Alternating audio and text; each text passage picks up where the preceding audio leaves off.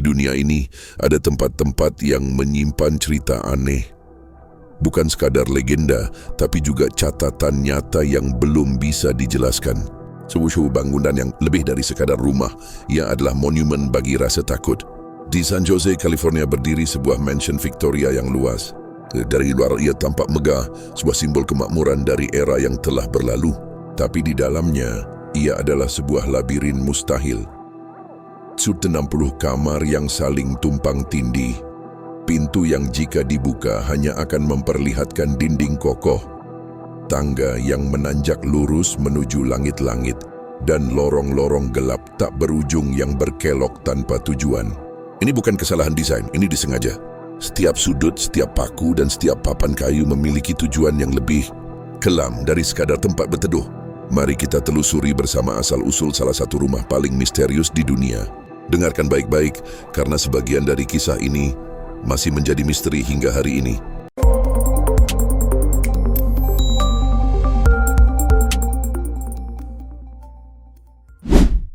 Kisah rumah ini tidak bisa dilepaskan dari darah dan kekayaan keluarga Winchester. Kekayaan mereka tidak datang dari minyak atau properti, melainkan dari Winchester Repeating Arms Company.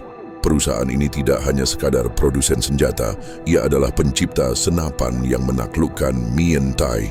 Senapan Winchester model 1873 menjadi ikon, sebuah alat yang mengubah sejarah perbatasan Amerika, tapi juga alat yang merenggut ribuan nyawa, baik dari tangan tentara, penegak hukum, maupun penjahat.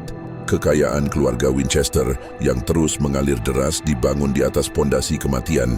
Namun tragedi yang mereka sebarkan seolah kembali menghantui mereka. Pukulan pertama yang menghancurkan dunia Sarah Winchester, sang pewaris, adalah kematian putri tunggal mereka, Annie, yang meninggal secara tragis hanya beberapa minggu setelah dilahirkan. Kesedihan itu mengukir luka yang tak pernah sembuh. Beberapa tahun kemudian, suaminya, William Wirt Winchester, meninggal dunia karena tuberkulosis, meninggalkan Sarah sebagai janda yang sangat kaya raya. Dalam semalam ia mewarisi kekayaan yang tak terbayangkan, setara dengan lebih dari 500 juta dolar hari ini, beserta 50% saham perusahaan. Dengan uang sebanyak itu, ia bisa melakukan apa saja, berkeliling dunia, membangun istana, atau hidup dalam kemewahan total. Tapi mengapa ia memilih untuk membangun sebuah penjara bagi dirinya sendiri? Jawabannya konon datang dari dunia lain. Ditelan oleh duka dan kesendirian, Sarah mencari jawaban atas rentetan kemalangan yang menimpa keluarganya. Dalam keputusasaannya, ia memutuskan untuk mengunjungi seorang medium terkenal di Boston, berharap mendapatkan secercah ketenangan atau pesan dari mendiang suaminya. Namun apa yang ia terima bukanlah penghiburan, melainkan sebuah peringatan mengerikan yang akan mengubah sisa hidupnya. Sang medium menatapnya tajam dan mengatakan bahwa keluarga Winchester tidak sekadar dikutuk, melainkan dihantui. Setiap jiwa yang binasa di ujung laras senapan Winchester, para prajurit, penduduk asli Amerika, para korban, kini menuntut balas. Arwah-arwah penasaran itu, katanya, adalah penyebab kematian putri dan suaminya, dan kini mereka mengincar Sarah. Sang medium kemudian menyampaikan sebuah perintah gaib yang menjadi satu-satunya jalan keselamatan bagi Sarah.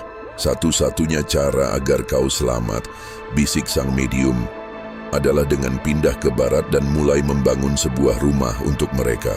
Rumah yang tak pernah boleh selesai. Selama kau terus membangun, kau akan hidup.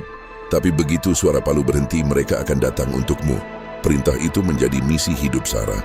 Ia meninggalkan kehidupannya di pantai timur dan membeli sebuah rumah pertanian sederhana dengan 8 kamar di lembah Santa Clara, California. Ketika itu juga proyek konstruksi abadi pun dimulai.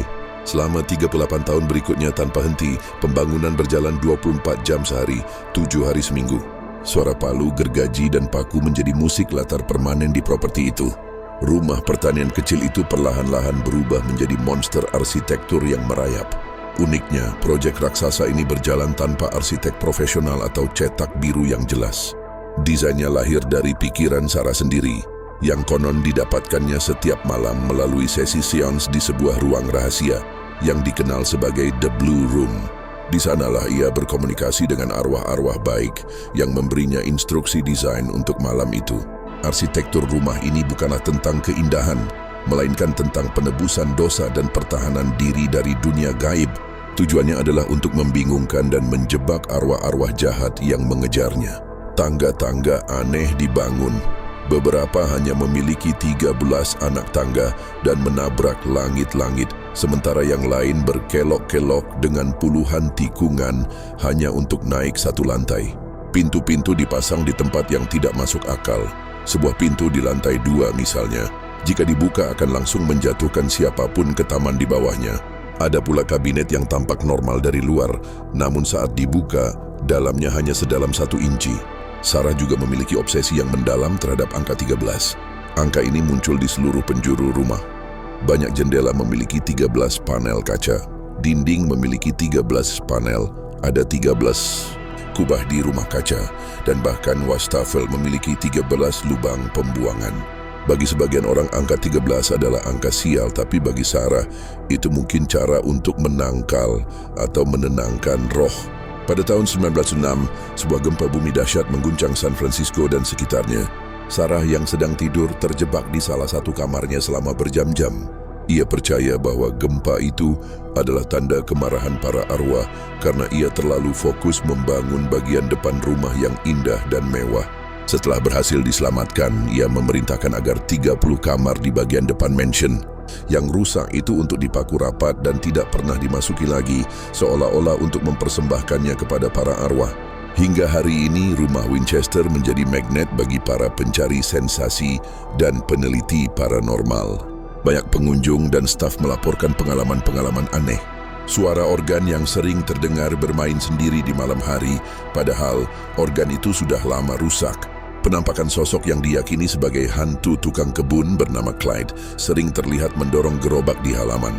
Langkah kaki misterius, bisikan di lorong yang kosong, dan perasaan dingin yang menusuk seringkali dirasakan di area-area tertentu, terutama di lorong-lorong remang yang berkelok tanpa tujuan. Sensasi diawasi menjadi pengalaman umum bagi mereka yang menjelajahi labirin ini sendirian. Namun di balik setiap cerita hantu, selalu ada ruang untuk logika dan penjelasan ilmiah.